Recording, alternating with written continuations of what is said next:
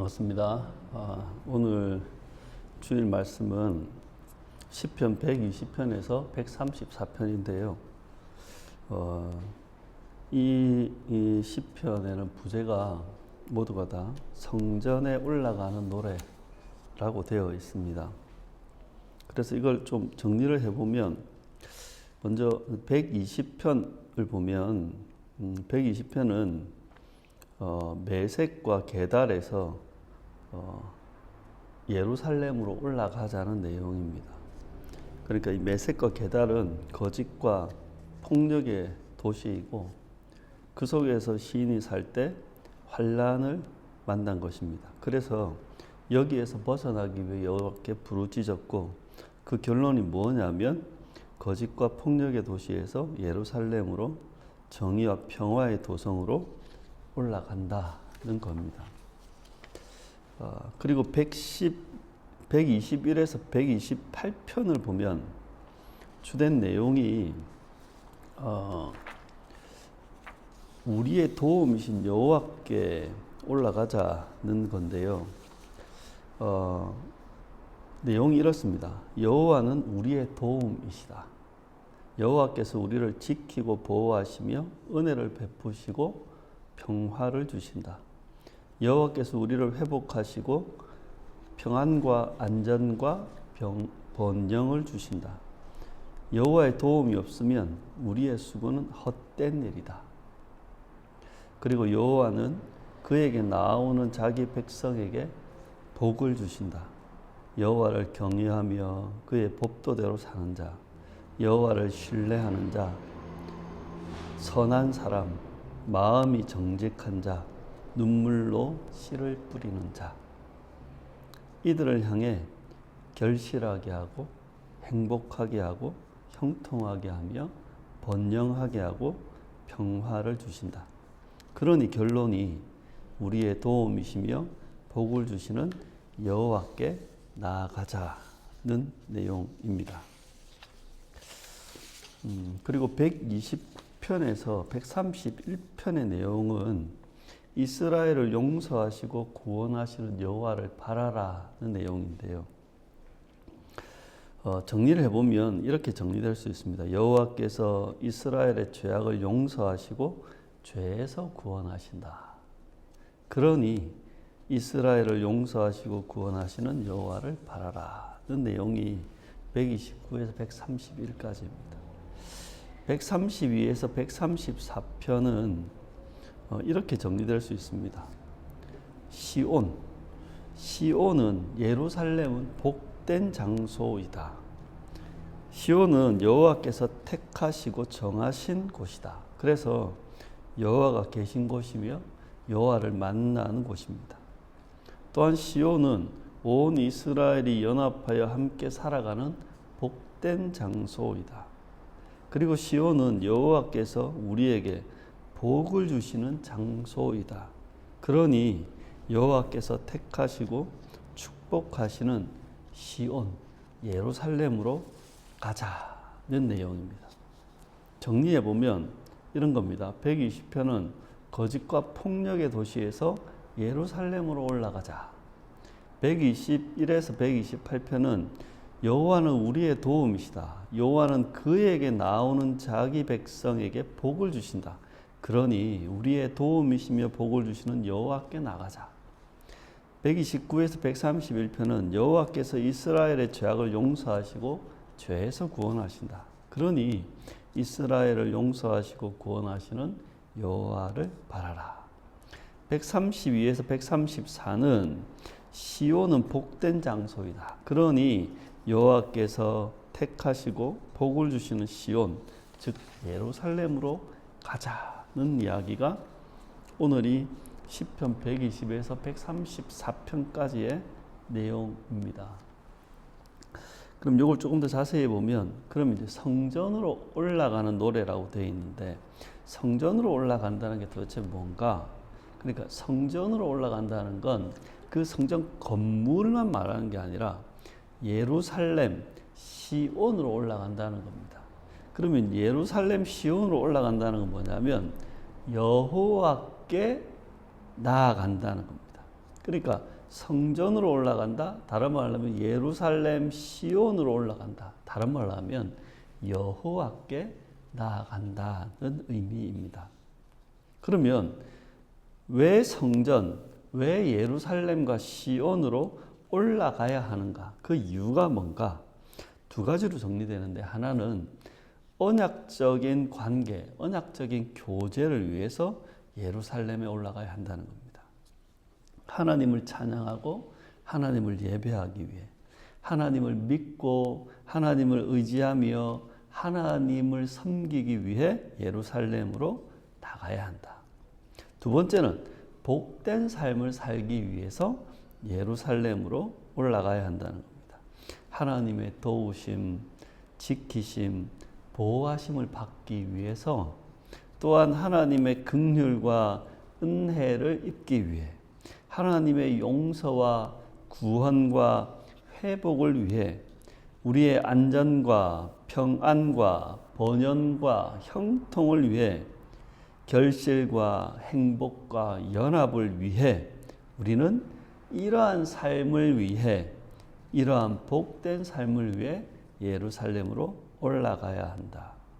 그러니까 언약적인 관계를 말하면 이거는 예배와 찬양, 믿음으로 연결된다면, 복된 삶은 우리의 삶, 예루살렘의 삶과 연결되는 겁니다.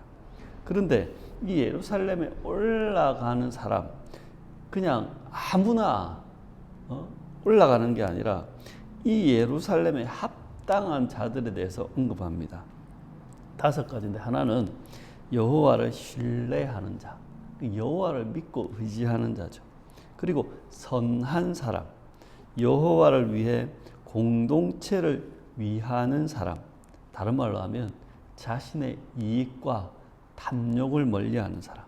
세 번째는 마음이 정직한 자입니다. 그러니까 마음이 바르고 진실된 자, 두 마음을 품지 않는 자입니다. 그리고 네 번째는 눈물로 씨를 뿌리는 자. 이것은 이스라엘의 회복을 위하는 자, 이스라엘의 회복을 강구하는 자, 또한 이스라엘의 회복을 위해 사는 자가 바로 눈물로 씨를 뿌리는 자입니다. 그리고 마지막, 여호와를 경외하며 그의 법도대로 사는 자, 계속해서 반복되는 언약을 준수하고 율법을 준행하는 사람.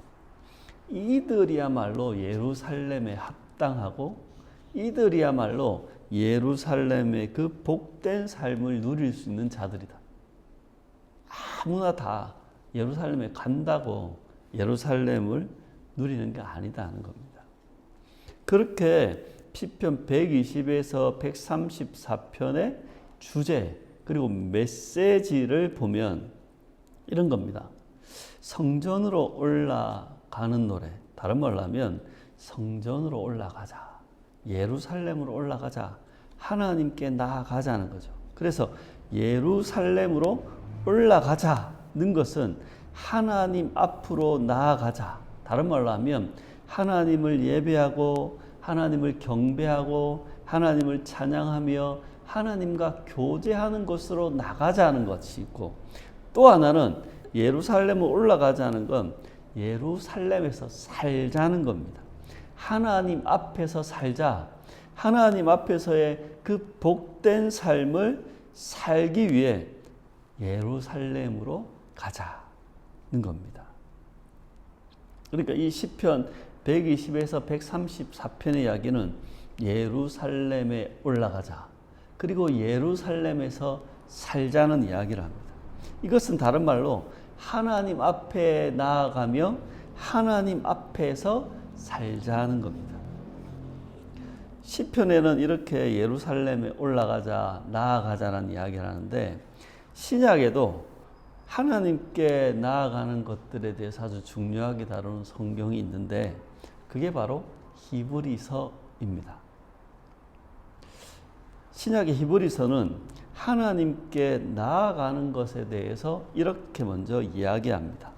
히브리서 4장 16절을 보면, 그러므로 우리는 긍휼하심을 받고 때를 따라 돕는 은혜를 얻기 위하여 은혜의 보좌 앞에 담대히 나아갈 것이니라.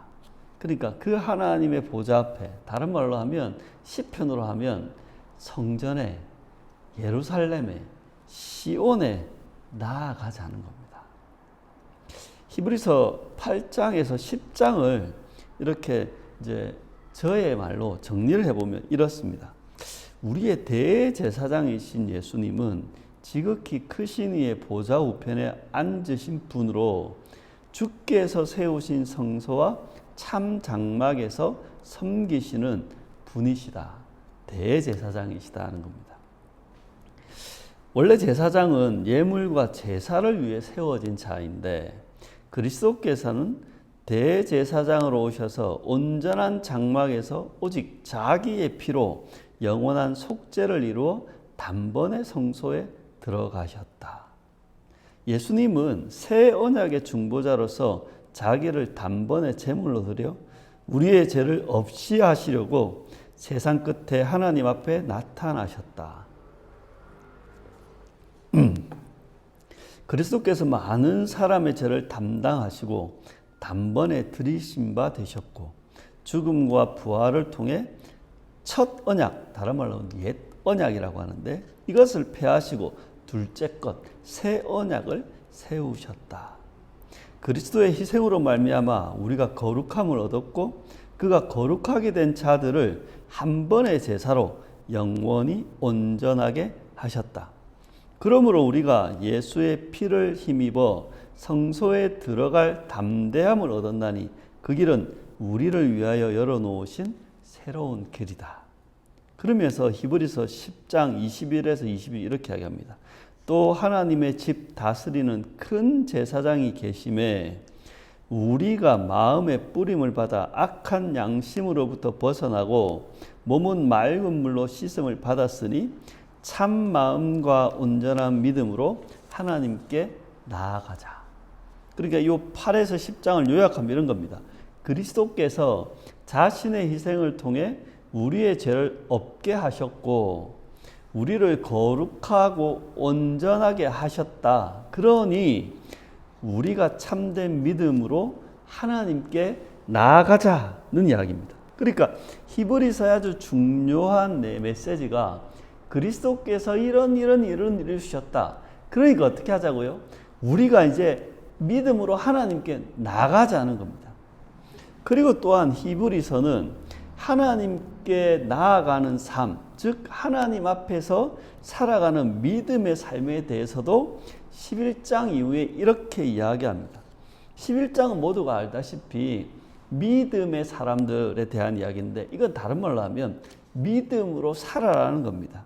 그리고 12장에 보면 십자가를 참으신 예수를 바라보며 모든 무거운 것과 얽매이기 쉬운 죄를 벗어버리고 인내로서 믿음의 경주를 하라고 합니다.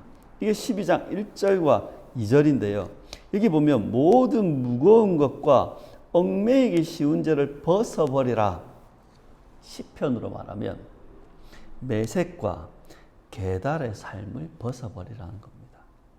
그리고 이어지는 말씀은 모든 사람과 더불어 화평함과 거룩함을 따르라고 합니다. 이거는 시편으로 이야기하면 평화와 거룩의 예루살렘으로 올라가라는 이야기죠. 그리고 이렇게 이야기합니다. 너희가 이른 곳은 시온산이며 살아계신 하나님의 도성인 예루살렘이다. 그러니까 우리는 이 시온산 예루살렘에 도착했으니 어떻게 하라고요? 이 예루살렘을 살아라는 거예요. 예루살렘, 그러니까 매색과 계달의 삶이 아닌 화평함과 거룩함의 이 예루살렘의 삶을 살아라는 겁니다. 그리고 히브리서 마지막 13장은 이렇게 이야기합니다.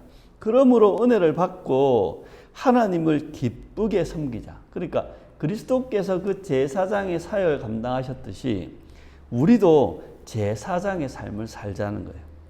그래서 이 제사장이 그리스도는 자신의 몸을 들여서 하나님께 단번에 제사로 드렸지만 우리가 드려야 될 하나님이 기뻐하시는 제사가 있다는 거예요. 우리가 드려야 될 그 제사는 뭐냐? 생활의 제사, 삶의 제사를 이야기하는데 이런 말씀을 언급하는 거예요. 서로 사랑하기를 계속하라. 그러니까 쉬지 말고 끝까지 사랑하라는 거예요.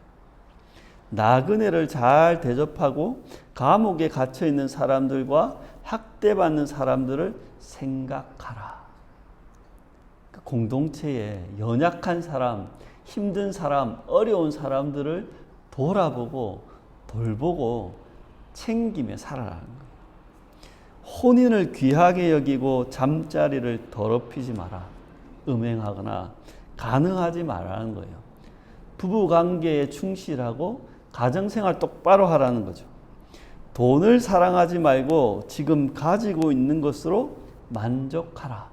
돈 거리지 말고 성공하지 말고 오히려 우리에게 주어진 것으로 자족하며 감사하며 살아라. 지도자들을 살펴보고 그 믿음을 본받으라.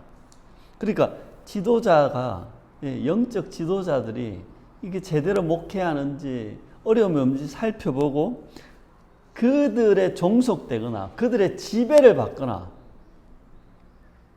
그들로부터 어떤 뭐랄까요? 어떤 종교적인 어떤 그런 속박 속에 들어가는 게 아니고 오히려 그들의 믿음을 본받으라는 겁니다. 이상한 교훈에 끌려다니지 마라. 초기 교회에는 초기 교회 나름대로 이상한 교훈이 있고 현대 교회는 현대 교회 나름대로 이상한 교훈이 있습니다. 한국 사회에서는 이상한 교훈이 뭐냐 하면 진영 논리, 그리고 성공주의, 성장주의, 뭔가 세속적인 그것들이 교회 안에 종교적 언어로 가지고 와서 그것들이 복음인 양, 기독교인 양 이야기되고 있는데 성경은 이야기합니다. 이상한 교훈에 끌려다니지 마라. 그리고 선을 행함과 가진 것을 나누어 주기를 소홀히 하지 마라. 다른 사람에게 베풀고 나누고 돕고 함께 살아가라는 겁니다. 그러면서 하나님께서는 이런 제사를 기뻐하신다. 히브리서 놀랍게 하나님께 나아가는 것과 하나님께 나아가는 삶, 다른 말로 하나님 앞에서 살아가는 삶에 대해서 아주 많은 분량으로 말씀을 합니다. 이 말씀을 적용하고 마칠까 하는데요. 우리는 구약 시대가 아닌 신약 시대를 살아가고 있고 우리는 옛 언약이 아닌 새 언약을 믿습니다. 그래서 우리는 물리적인 성전이나 지리적인 예루살렘을 올라가거나 그것들을 회복하는 것이 아닙니다. 우리의 참된 예루살렘, 우리의 참된 성전은 바로 하나님과 관계하고 교제하며 하나님이 기뻐하시는 예루살렘의 삶을 살아가는 겁니다. 그러기 위해서 우리는 메섹과 게달의 삶에서 벗어나야 합니다. 다른 말로 하면 바벨론적인 삶을 청산해야 하는 겁니다. 여러분, 성경에 120편에 있는 메섹과 게달의 삶은 그 사회는 거짓과 폭력의 사회였습니다. 자신의 이익과 탐욕을 위해서 살아가는 사회, 대립하고 경쟁하고 대결하는 사회, 서로가 서로를 이용하고 지배하고 착취하는 사회, 자기 중심적이고 물질 중심적이고 능력 중심적인 사회, 함께 살아가는 이웃이 아니라 경쟁자로 득실거리는 사회, 강한 자만 살아남고 힘 있는 자가 독식하는 약육강식, 승자독식의 사회, 승리, 성공, 성장, 성과를 위해 어떤 수단과 방법도 가리지 않는 사회. 그게 바로 메섹과 게달이었습니다. 또한 바벨론은 음행과 자본과 권력의 도시였습니다. 큰 음녀와 함께 육체적으로, 정신적으로, 영적으로 음행을 저지르는 도시.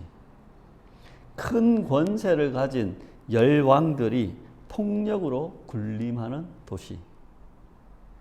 큰 자본이 모여 사치하고 치부하며 상품을 소비하는 도시. 자본과 권력과 음행, 그것이 섞여서 죄악으로 가득한 도시. 그래서 결국 그 죄악으로 인해 필연적으로 재앙을 맞게 될 도시. 바로 그게 바벨론이었습니다. 우리는 이러한 매색과 계달에서 벗어나 이러한 바벨론의 삶에서 떠나 하나님이 기뻐하시는 예루살렘의 삶을 살아야 합니다. 예루살렘의 삶, 그것은 여호와만을 섬기며 여호와의 법도대로 살아가는 삶입니다. 자기 정체성을 제대로 알고 자신의 삶에 자족하는 삶입니다.